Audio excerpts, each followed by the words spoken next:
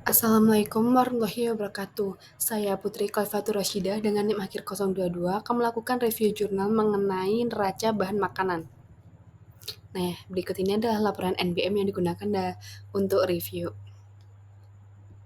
Ini adalah identitas jurnal utama, yaitu berjudul Pemutakhiran Neraca Bahan Makanan Kota Medan tahun 2024. Penulis dan penyusunnya yaitu Dinas Ketahanan Pangan, Pertanian, dan Perikanan Kota Medan dengan tahun publikasi 2024. Nah, pangan merupakan kebutuhan dasar manusia dan ketahanan pangan menjadi aspek fundamental pembangunan daerah.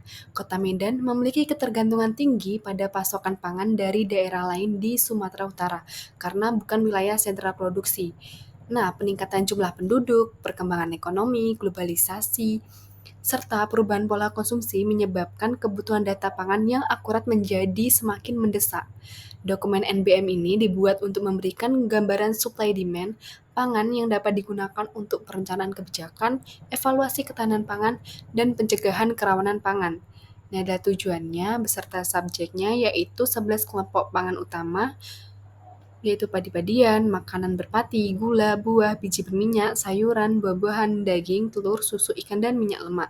Dengan populasi penduduk Kota Medan tahun 2023, pedagang eceran di 21 kecamatan, rumah tangga konsumen sebagai sampel primer, data instansi terkait, yaitu BPS, Bulog, Dinas Pertanian dan Kelautan, PD Pasar, PPPS, Belawan. Nah, metode penelitian ini memadukan penggunaan data primer dan data sekunder.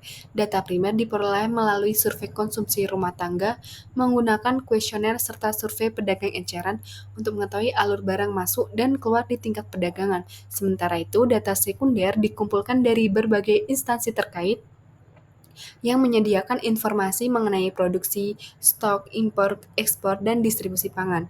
Penelitian ini menggunakan pendekatan studi kasus yang dipadukan dengan survei deskriptif untuk memberikan gambaran menyeluruh mengenai kondisi ketersediaan dan pergerakan pangan di wilayah penelitian. Nah, pengolahan dan analisis data yaitu menggunakan tabel NBM kolom 1-20 dengan alur lengkap dari produksi hingga konsumsi. Perhitungan ketersediaan pangan memakai faktor konversi FAO yang disesuaikan dengan kondisi lokal. Analisis kuantitatif pangan mencakup produksi, impor, ekspor, stok, dan berbagai bentuk penggunaan. Analisis kualitas pangan dilakukan melalui perhitungan energi, protein, dan lemak. Kemudian, ketersediaan pangan dibandingkan dengan standar pola pangan harapan nasional. Lalu, identifikasi kelompok pangan yang mengalami surplus atau defisit. Kemudian yang terakhir yaitu penilaian kerawanan pangan dilakukan berdasarkan tingkat ketergantungan pasokan dari luar daerah.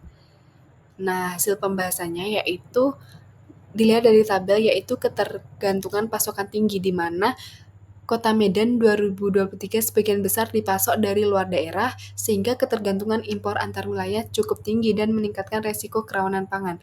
Lalu juga ada ketidakseimbangan komposisi pangan yaitu ketersediaan energi, protein, dan lemak per kapita sudah dihitung dan menunjukkan tingginya pasokan padi-padian serta minyak lemak.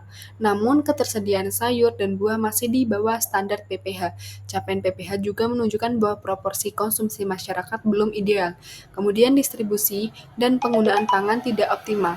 Sebagian besar pangan terserap oleh industri, sehingga mengurangi jumlah pangan yang benar-benar tersedia untuk konsumsi rumah tangga. Kemudian dalam tabel ini juga menunjukkan bahwa ketersediaan energi aktual di Kota Medan tahun 2023 ini mencapai 4.332 dan terhitung 180,3% dari AKE, sehingga terjadi surplus energi. Kemudian tabel ini menunjukkan juga bahwa